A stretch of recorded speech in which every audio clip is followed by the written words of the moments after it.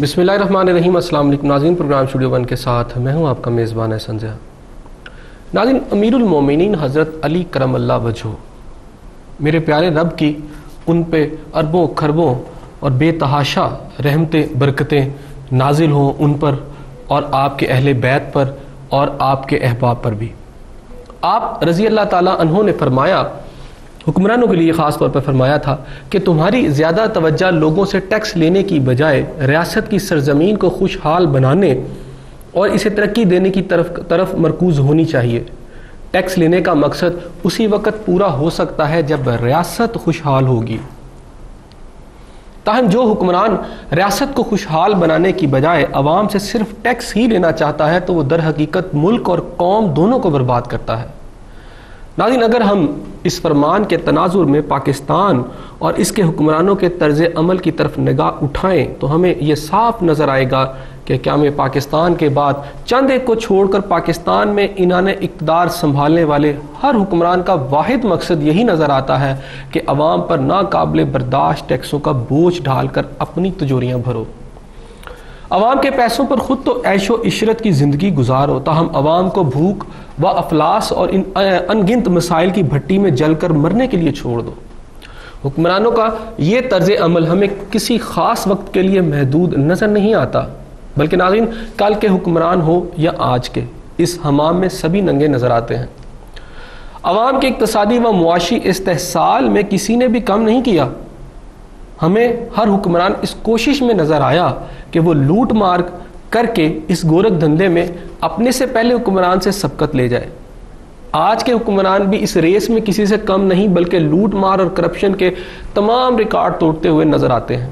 یہی وجہ ہے کہ آج سرزمین پاکستان اور اس کے باسی خوشحالی سے کوسوں دور ہے۔ حکمرانوں کی غلط پالیسیوں اور کرپشن کے باعث آج ملک غیر ملکی قرضوں میں بال بال جکڑا ہوا ہے۔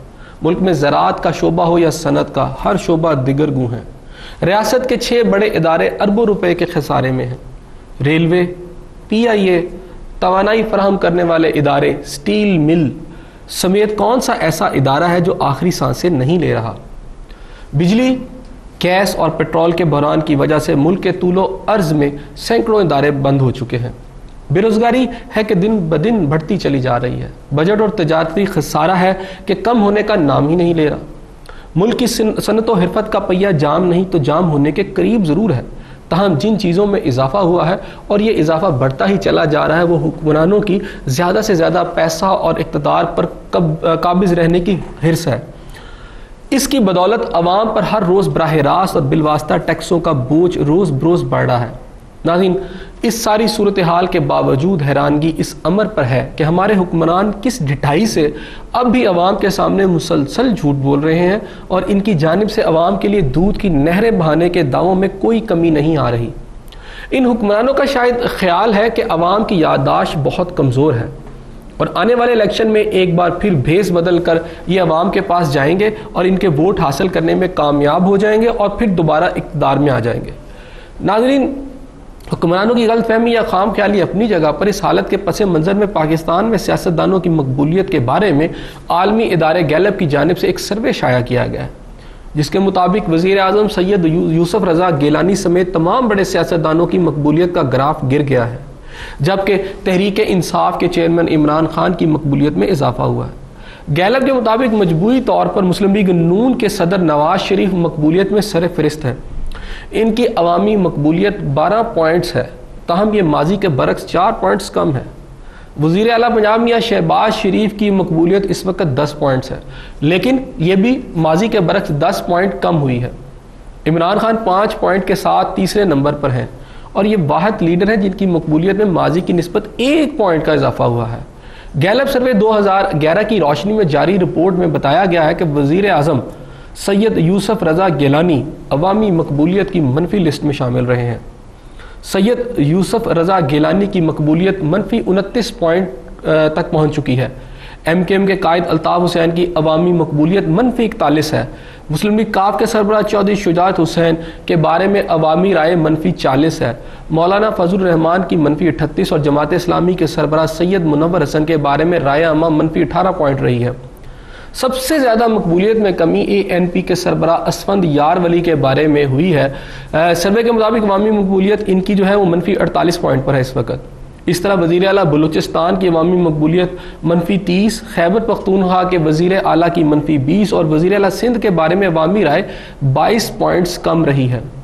ناظرین، یہ ممکن ہے کہ جو ہمارے حکمران ہیں یا ان کے جو حویش و اقارب ہیں یا ان کے جو احباب ہیں یا ان کے جو چاہنے والے ہیں، شاید وہ اس گیلپ سروے کو تسلیم نہ کریں اور شاید اس بات کا الزام لگائیں کہ یہ گیلپ سروے ہے، شاید اس کے پیچھے تحریک انصاف کے سربراہ عمران خان ہیں یا میاں نواز شریف صاحب ہیں جو اس طرح کا کوئی غلط گیلپ سروے لے کے آئے ہیں۔ لیکن اگر ہم ملک کی مجموعی اقتصادی اور معاشی صورتحال کو سامنے رکھیں تو پھر اس جو حقیقت ہمارے سامنے آشکار ہوگی اسے ہم کہاں لے کر جائیں؟ کیا پاکستان کا کوئی بھی شعبہ ایسا ہے جو ترقی کر رہا ہو؟ کیا ان حکمرانوں کی پالیسیوں کی بدولت، میں حکمرانوں میں جب بات کرتا ہوں تو میں تمام ان لوگوں کی بات کرتا ہوں جو عنان اقتدار جن کے ہاتھ میں ہے، جو اختیارات جن کے ہاتھ میں، جو صاحب اقتدار ہیں، اس میں اسٹیبلشمنٹ کے بھی وہ تمام لوگ شامل ہیں جو اس وقت حکمران نہ صحیح لیکن حکمرانوں کے دستے بازو ہیں، اس میں بیوروکریسی کے بھی وہ تمام لوگ شامل ہیں جو اس وقت حکمرانوں کے دستے بازو ہیں اور ایسی پالیسیاں بنا رہے ہیں جس سے عوام کی رگوں میں جو خون ہے اسے بھی نچوڑا جا رہا ہے۔ لیکن مہنگائی، بے روزگاری، بدامنی کون سی ایسی چیز ہے جو آپ سے ڈھکی چھپی ہے؟ معاشی حالت عوام کی کہاں ہے؟ یہ بھی سب کے سامنے ہے، اور جو بحران ہے جس کا عوام کو سامنا ہے وہ بھی سب کے سامنے ہے۔ لیکن ہمیں کہیں بھی ایسی نیت نظر نہیں آتی، حکمرانوں میں وہ ول نظر نہیں آتی جس کی بدولت جو ہے ہم یہ سمجھیں کہ پاکستان کے حالات آنے والے دنوں میں ٹھیک ہو جائیں گے۔ یہاں بجلی کا بحران 18 گھنٹے کی لوڈ شیڈنگ ہے، وہ بھی ختم اس وقت ہوتی ہے جب عوام خود ڈنڈے اور لاٹھیاں اٹھا کے سڑکوں پر آ جائیں۔ تو ایسی صورتحال میں کس طرح ہم یہ کہہ سکتے ہیں کہ جمہوریت جو ہے وہ ڈیلیور کر رہی ہے؟ ناظرین، آج ہم اس موضوع پر بات کرتے ہیں کہ کیا حکمرانوں کی جو مقبولیت ہے واقعی کم ہو رہی ہے اور آئندہ آنے والے الیکشنوں کے پھر جو رزلٹس ہوں گے وہ کیا ہوں گے؟